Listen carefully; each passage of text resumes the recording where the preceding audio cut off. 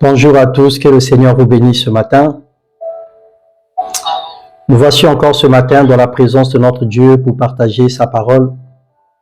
Nous voulons parler de sa part, nous voulons dire ce que le Seigneur veut nous faire savoir ce matin. Nous savons que toute écriture est inspirée de Dieu, utile pour enseigner, utile pour corriger, pour convaincre, afin que l'homme de Dieu soit parfait en toute bonne œuvre. Et ce matin, nous allons partager cette parole que le Seigneur a mis dans mon cœur.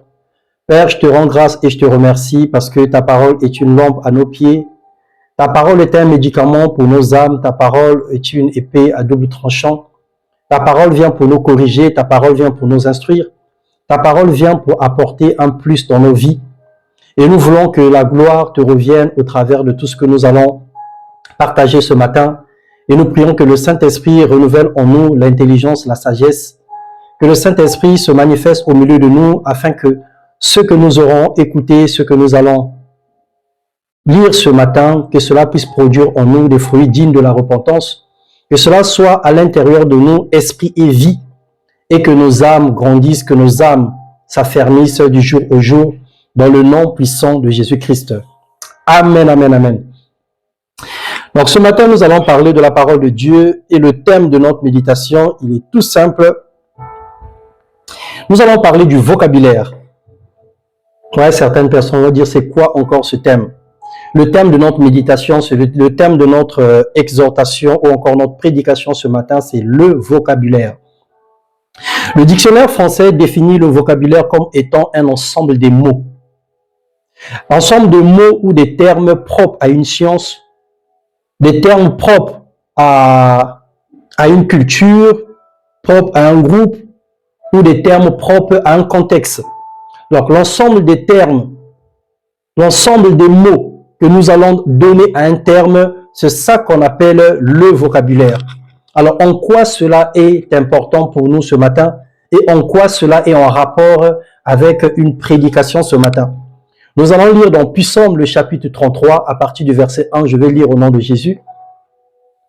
Juste, réjouissez-vous en l'Éternel, la louange sied aux hommes droits.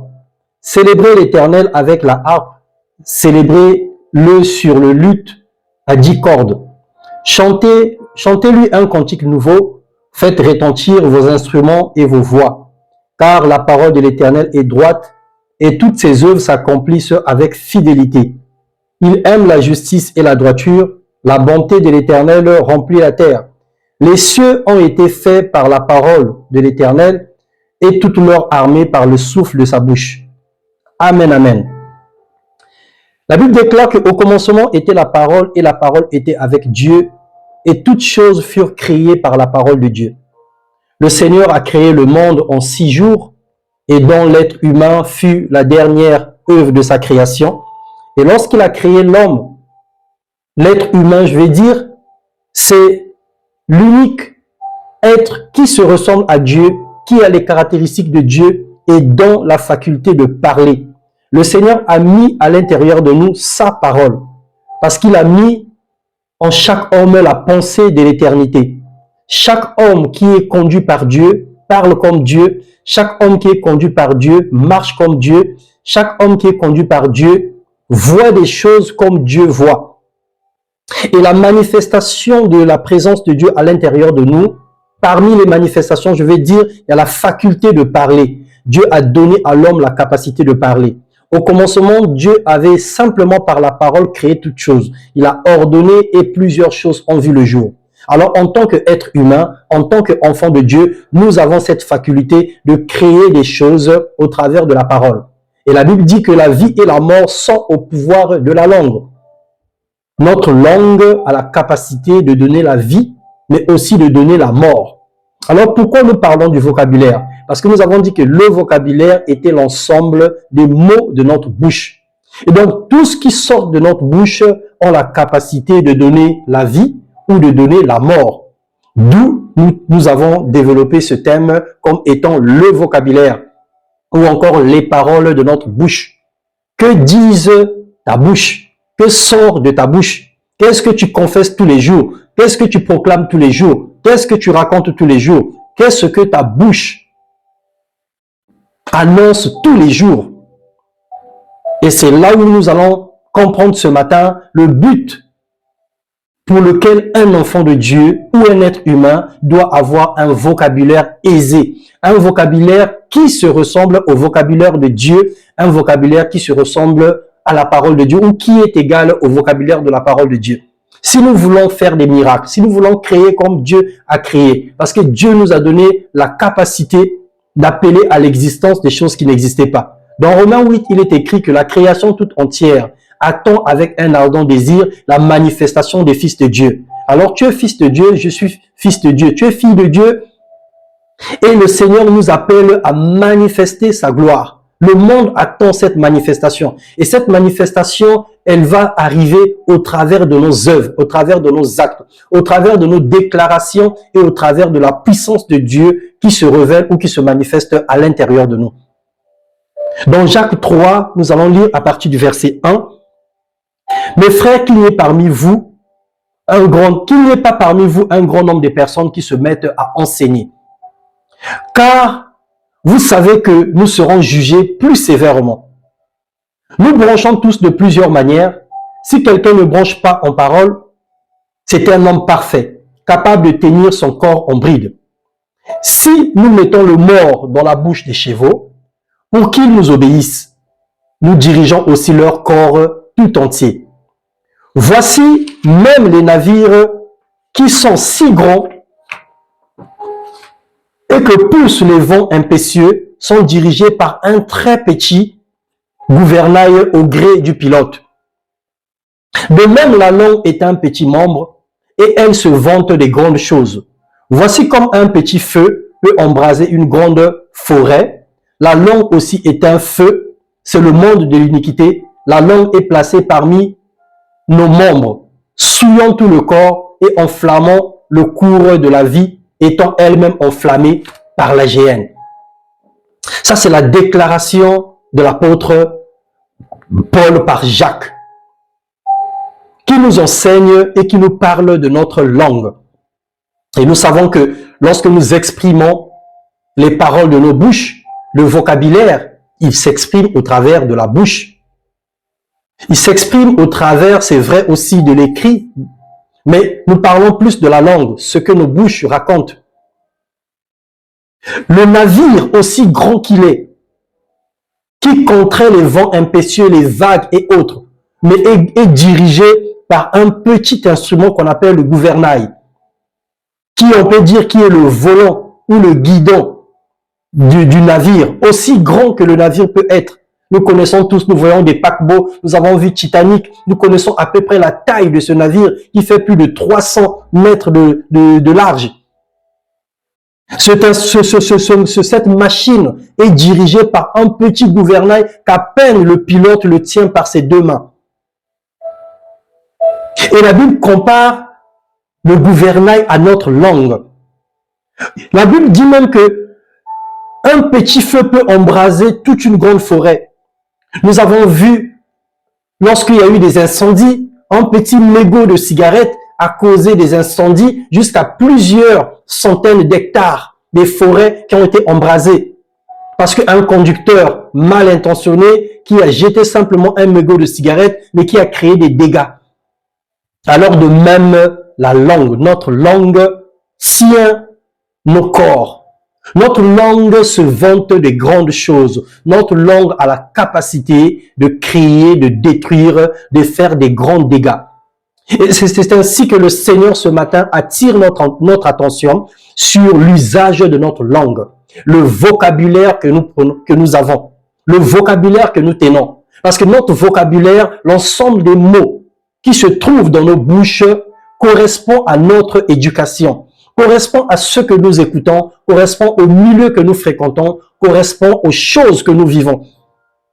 Une personne qui vit autour de la débauche, une personne qui vit autour de, on va dire, de mauvaises situations, autour des braquages, autour, je ne sais pas, de la tuerie, autour de l'église, une personne qui vit autour de toutes ces situations, sa bouche ne peut que reproduire les mots empruntés par son environnement. Les mots que nous prononçons, nous l'empruntons par rapport à notre environnement. Une personne qui vit dans un environnement technologique aura plus des mots de technologie dans sa bouche. Une personne qui vit dans un environnement de cinéma aura plus des mots inhérents au cinéma. Une personne qui vit dans un environnement, on va dire, de la nutrition ou de la nourriture ou de l'agriculture, de l'élevage, aura des mots inhérents à ça. Une personne qui vit dans un environnement médical aura plus des termes médicaux dans sa bouche. Alors toi, enfant de Dieu, toi qui m'écoutes ce matin, dans quel environnement vis-tu? Qu'est-ce qui caractérise les paroles de ta bouche?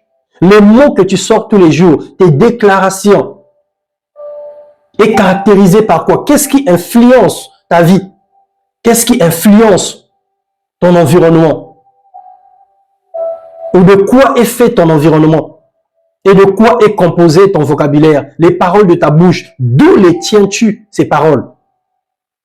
Dans Romains 10, à partir du verset 9, la Bible déclare, « Si tu confesses de ta bouche le Seigneur Jésus, et si tu crois dans ton cœur que Dieu l'a ressuscité de mort, tu seras sauvé. Car c'est en croyant du cœur qu'on parvient à la justice, et c'est en confessant de la bouche qu'on parvient au salut.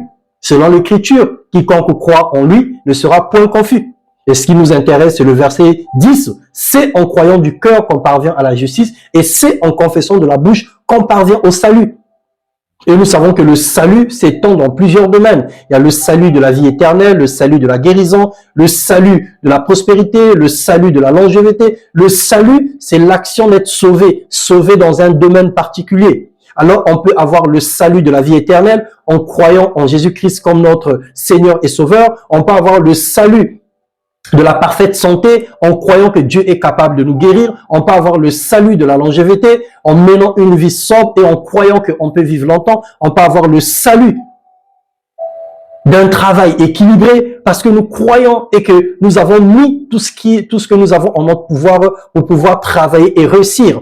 Et donc, c'est en confessant de la bouche qu'on parvient au salut. Une personne qui confesse tous les jours que je suis nul, que je suis bête, que je ne peux pas, que je ne peux rien, que je n'ai pas de capacité, que je suis ceci, je suis comme cela. À force de le confesser tous les jours, ben, tu deviens ce que tu confesses. À force de répéter tous les jours ces paroles, tu deviens ce que tu dis. À force de parler de quelque chose, tu deviens ce que tu parles. Alors, bien-aimés dans le Seigneur, ayons un vocabulaire qui peut nous porter au salut. Ayons un vocabulaire qui peut nous emmener dans la grandeur. Ayons un vocabulaire qui peut nous emmener dans une dimension élevée. Il n'y a aucune personne qui soit sur la terre et accepte naturellement l'échec. Nous vivons les échecs. Les échecs nous poussent à aller davantage. Mais aucune personne accepte l'échec de façon naturelle. Comme si tu partais dans une classe d'examen et tu décides simplement de mettre des mauvaises notes ou de mettre des, on va dire, des mauvaises réponses pour avoir une mauvaise note et redoubler la classe. Je ne vois pas s'il y a une personne comme ça qui existe sur la terre. Mais la plupart du temps, là où nous n'avons pas compris, là où nous n'avons pas eu de compétences, là où nous n'avons pas eu de capacités, ces choses nous recalent. Ces choses entraînent l'échec dans notre vie. Mais le plus important, c'est que nous apprenons de nos échecs pour faire mieux l'année prochaine ou l'étape suivante ou la prochaine fois. C'est ça le plus important dans la vie d'un enfant de Dieu. Être capable d'apprendre de ses erreurs et aller de l'avant. Être capable de se redresser et être capable de se corriger. Et c'est en confessant des lèvres qu'on parvient au salut. Autrement dit, c'est en confessant des lèvres qu'on peut arriver à la réussite. Lorsque tu te lèves tous les matins et que tu déclares, tu proclames que je suis champion, que je suis fort, que je suis comme ceci, que je suis comme cela, alors ces choses vont arriver. La preuve en est que lorsque les personnes sont dérangées mentalement, lorsque les personnes sont déprimées, les personnes traversent des crises, beaucoup de situations, on recommande de rencontrer des psychologues selon l'état de leur santé, sinon des psychiatres. Mais lorsque nous rencontrons ces médecins, lorsque nous rencontrons ces professionnels de la santé mentale, qu'est-ce qu'ils nous donnent de particulier? Ils nous entretiennent. C'est par la parole. C'est par la parole qu'ils arrivent à redresser notre mental. C'est par la parole qu'ils arrivent à nous recadrer. Ils arrivent à nous repositionner. Ils arrivent à nous remettre en place. Parce qu'il se trouve que nos pensées sont décalées par rapport à la pensée universelle ou par rapport à la pensée de Dieu. Nos mentalités sont inclinées par rapport à la parole de Dieu. ou même par rapport à la logique de la vie. Et lorsque nous rencontrons ces professionnels, ils essaient de nous replacer, ils essaient de nous recadrer par rapport à la logique de la vie. Mais nous, en tant qu'enfants de Dieu, nous savons que la parole de Dieu est une lampe à nos pieds, une lumière sur nos sentiers. Lorsque nous sommes dans l'obscurité, c'est cette parole qui nous emmène la lumière. Lorsque nous sommes perdus, nous ne savons pas où aller, c'est cette parole qui est notre boussole, qui nous donne la direction. Et lorsque nous nous remplissons de la parole de Dieu, lorsque nous nous remplissons de la réalité divine, alors ces paroles deviennent esprit et vie en nous. Et notre vocabulaire sera inhérent à la parole de Dieu. Nous allons parler comme Dieu parle. Nous allons nous exprimer comme Dieu s'exprime. Nous allons emprunter les mots de la parole de Dieu pour conduire notre vie. Nous allons emprunter les mots de la parole de Dieu pour parler à nos frères. Nous ne serons pas des personnes insolentes. Nous ne serons pas des personnes méchantes. Nous ne serons pas des personnes qui vont détruire. Alors, nous allons parler de 3 personnes pour en citer que cela, parce qu'il y en a plusieurs dans la parole de Dieu qui ont vécu les mêmes choses au travers de leur système de pensée, au travers de leur vocabulaire, au travers de ce qui sortait de leur bouche. Ces personnes ont failli dévier ou encore modifier le cours des événements de leur histoire. Nous allons parler de Gédéon. Dans Juge 6, à partir du verset 12, la Bible déclare, « L'ange de l'Éternel lui apparut et lui dit, « L'Éternel est avec toi, vaillant héros. » Gédéon lui dit, « Ah, mon Seigneur, si l'Éternel est avec nous, pourquoi toutes ces souffrances nous sont-elles arrivées? Où sont tous ces produits que nos pères nous racontent? Quand ils disent, l'Éternel ne nous a-t-il pas fait monter hors d'Égypte? Maintenant l'Éternel nous abandonne-t-il? Il nous livre entre les mains de Madian. » L'Éternel se tourna vers lui et lui dit, « Va avec cette force que tu as et délivre Israël de la main de Madian.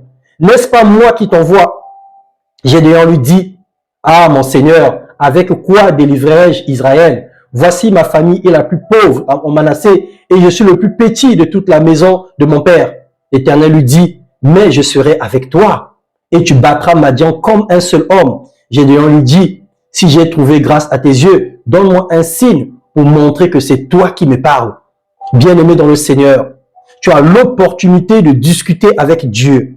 Tu rencontres l'ange de l'Éternel, l'envoyé de Dieu. Il te parle de la part de Dieu. Le Seigneur te dit, voici, pour que tu puisses réussir, pardonne. Pour que tu puisses avancer dans ta vie, oublie. Pour que tu puisses aller de l'avant, médite la parole de Dieu. Pour que tu puisses réussir dans tel domaine, prie le Seigneur. Pour qu'il t'arrive des choses merveilleuses dans ta vie. Marche comme ceci ou marche comme cela. Alors tu cherches encore des autres preuves, tu cherches encore d'autres paroles. Ce que le pasteur a dit, ce que l'exhortation a dit n'a pas suffi. Il faut que tu cherches encore un prophète pour venir interpréter ce que le Seigneur t'a dit.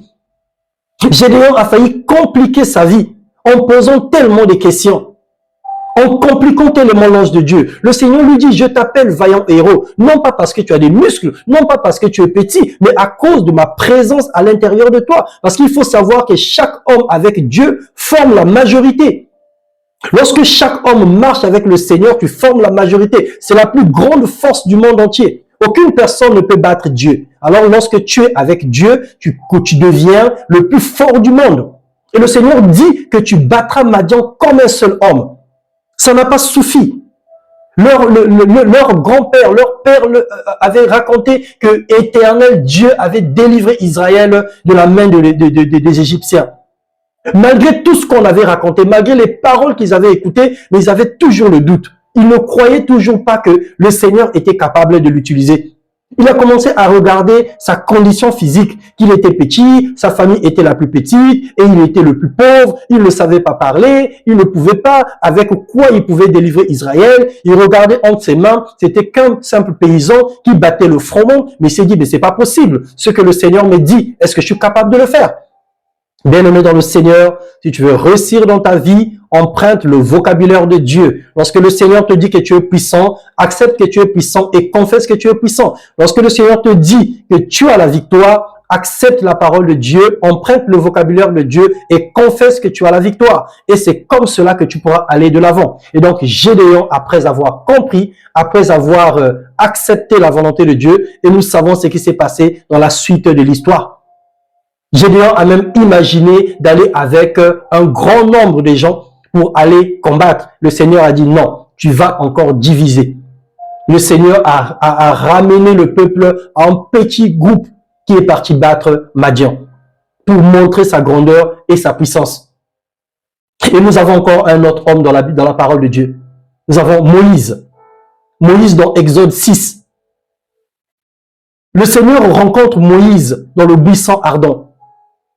Le Seigneur lui dit, ôte tes souliers parce que le lieu sur lequel tu te tiens est un lieu saint. Moïse accepte. Moïse obéit et s'approche de Dieu. Le Seigneur commence à lui parler. Et j'ai entendu et j'ai vu la souffrance de mon peuple. Pharaon est en train de faire souffrir mon peuple. J'ai écouté leurs gémissements, leurs cris. Ce peuple est en train de se lamenter. Ce peuple est en train de souffrir. Et ça faisait plus de 425 ans qu'ils étaient dans l'esclavage. Ceux qui ont rejoint Joseph dans Genèse 48 à 50 à cause de la famine qui était dans le monde. Les 70 personnes de la famille de David, de Jacob, ont grandi en Égypte et est devenu un grand peuple. Après la disparition de Moïse, de Pharaon et des autres personnes qui ont régné à l'époque, le Pharaon, le nouveau Pharaon, a commencé à servir le peuple hébreu. Parce que pour eux, ce peuple était tellement puissant et fort et il avait peur qu'il puisse les dépasser. Il a développé un plan pour les asservir, pour les transformer en esclavage. Mais ce peuple était un peuple élu de Dieu. Tu es un enfant de Dieu. Le Seigneur t'a choisi, il t'a accueilli et il t'a sauvé au prix du Fils, au prix de son Fils à la croix. Et tu as cru à cette parole, tu es devenu enfant de Dieu. Tu es rentré dans l'alliance et dans la promesse du Seigneur. Alors tu deviens peuple de Dieu. Et le Seigneur combat pour toi tous les jours, les combats visibles et invisibles. Le Seigneur voit l'esclavage, le Seigneur voit la souffrance que l'ennemi t'inflige et il décide de te sortir de là. Il décide de te sauver et il décide de changer ton histoire. Et il a décidé d'envoyer une personne pour te parler ce matin. Et ce jour-là, c'était Moïse que Dieu avait allé envoyer pour aller parler aux enfants d'Israël. Le sort d'un grand peuple dépendait de la volonté et du courage de Moïse. Et Moïse, dans le verset 29, il commence à raisonner. L'Éternel dit à Moïse, « Je suis l'Éternel, dis à Pharaon, roi d'Égypte, tout ce que je te dis. » Alors bien aimé, une fois de plus encore, les paroles de notre bouche. Empruntons les paroles de Dieu. Le Seigneur dit à Moïse de dire ce que lui, il a dit à Moïse. Et Dieu te dit également ce matin de dire ce qu'il t'a dit de dire, de confesser ce qu'il t'a donné de confesser, de proclamer ce qu'il t'a donné de proclamer. Pas des paroles en l'air, pas des paroles à tout bout de champ, mais des paroles efficaces, des paroles que tu as crues dans ton cœur, comme nous avons lu dans Romains 10, 9 à 11. Des paroles que tu as acceptées, qui est devenue en toi esprit et vie.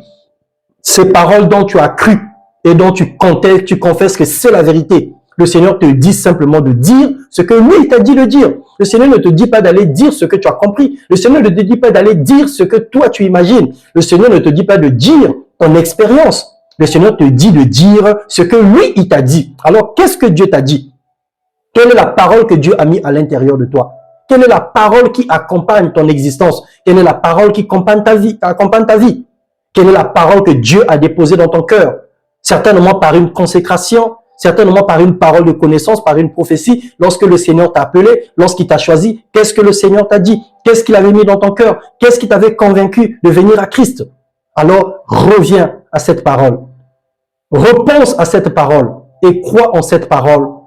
Et tu sauras que tu vivras, tu ne mourras pas. Tu raconteras les œuvres de l'Éternel et la gloire de Dieu t'accompagnera tous les jours de ta vie. Qu'est-ce que le Seigneur a dit sur ta santé? Qu'est-ce que le Seigneur a dit sur ta vie? Ne compte pas le nombre d'années, ne compte pas le nombre de jours, ne regarde pas ton âge, ne regarde pas les circonstances actuelles, ne regarde pas ce que tu étais hier et avant-hier, ne regarde pas ce que tu es aujourd'hui, mais fixe les regards vers l'avenir.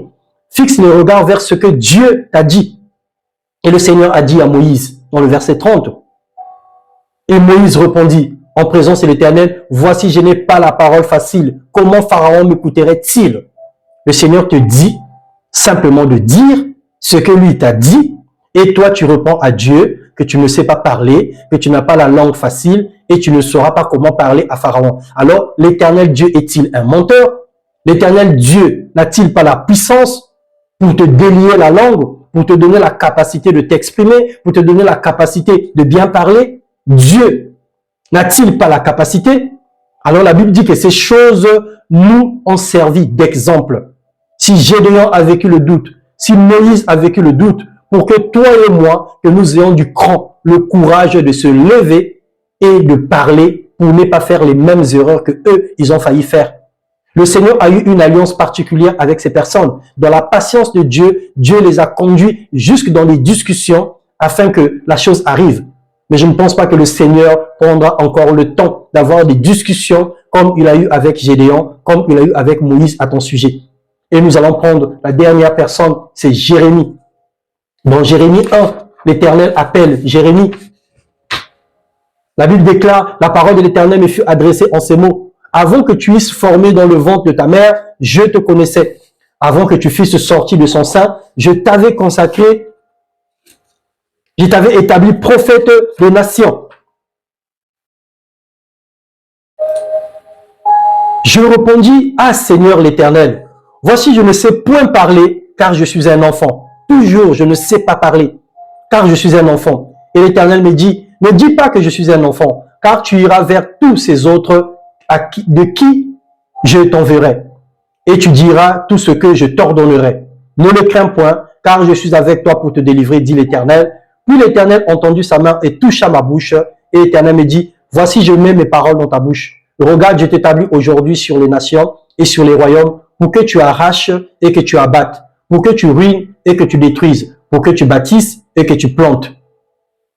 Et la parole de l'Éternel me fit adresser en ce mot. Que vois-tu? Je répondis, je vois une branche d'amandier. Et l'Éternel me dit, tu as bien vu, car je veille sur ma parole pour l'exécuter.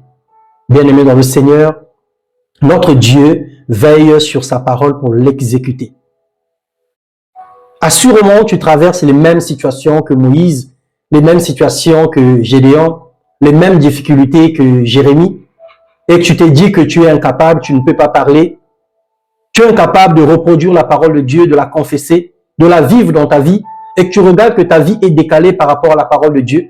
Ta vie est diamétralement opposée par rapport aux promesses de Dieu. Le Seigneur te dit que je te guérirai de toutes les maladies, mais alors tu as une maladie qui ne guérit pas. Le Seigneur te dit que je te bénirai, mais tu vois que ta vie n'est que malédiction. Le Seigneur te dit que je changerai ton histoire, mais tu te rends compte que ta vie ne change pas. Le Seigneur te dit que je te donne ma paix, mais tu te rends compte que tu es toujours angoissé, tu n'as pas de paix. Alors des choses vont toujours dans le sens inverse de la parole de Dieu dans ta vie. Tu ne comprends pas, tu ne réalises pas. Tu te poses des questions, mais qu'est-ce qui m'arrive?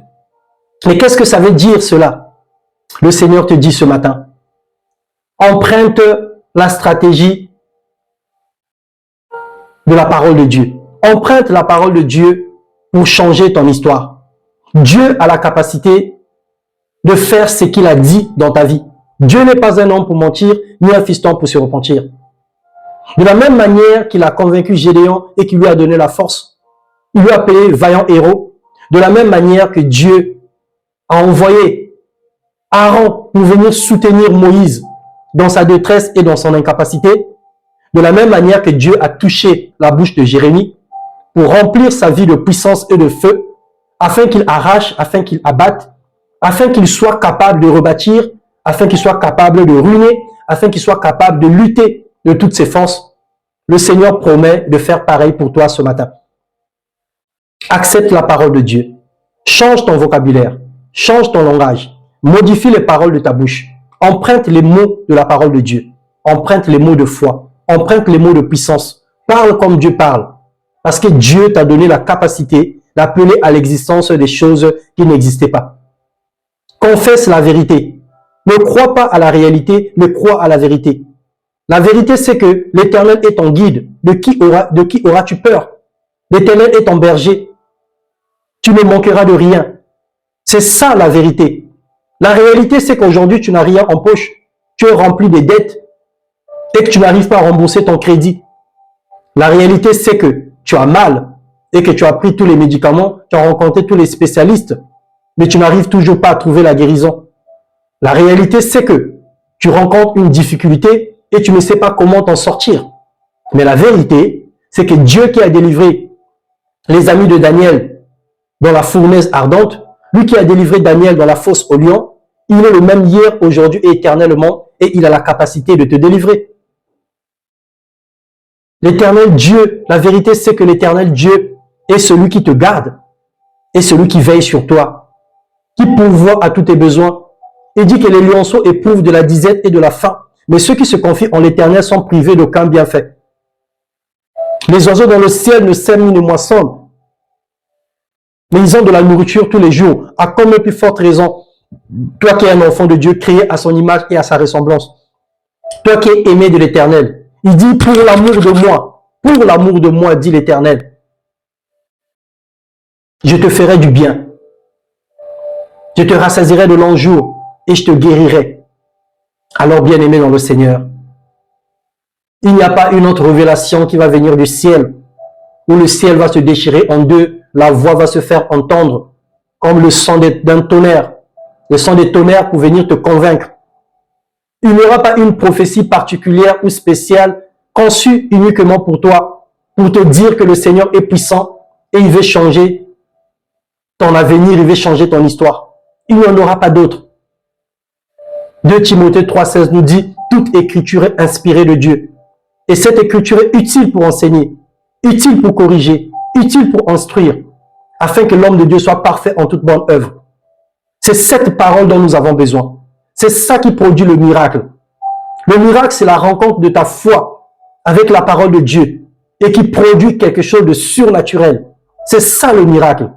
Lorsque ta foi rencontre la parole de Dieu, une foi basée sur la parole de Dieu, sur la vérité fondamentale, incontestable et absolue. Lorsque ton cœur rencontre cette parole, et c'est ça qui produit le miracle. Alors apprends dès ce matin, apprends dès ce jour à confesser positivement dans ta vie, à regarder les choses comme Dieu voit, à regarder les circonstances comme étant des opportunités pour toi. Parce que toute chose concourt au bien de ceux qui aiment Dieu. Et que ce livre de la loi ne se loin point de ta bouche, dit Josué 1,8. Médite-le jour et nuit afin d'agir fidèlement selon tout ce qui est écrit. Car c'est alors que tu auras du succès, c'est alors que tu réussiras dans tes entreprises. Et n'oublie pas que de la poussière dirais-tu le pauvre, du fumier il relève l'indigent, il les fait asseoir avec les grands et il leur donne en partage un trône de gloire. Que le Seigneur nous bénisse et qu'il nous accorde la grâce d'avoir un vocabulaire qui convient à une vie de puissance, un vocabulaire qui convient à nous propulser vers une vie agréable, vers une vie de feu, vers une vie meilleure. Que le Seigneur nous bénisse. Amen.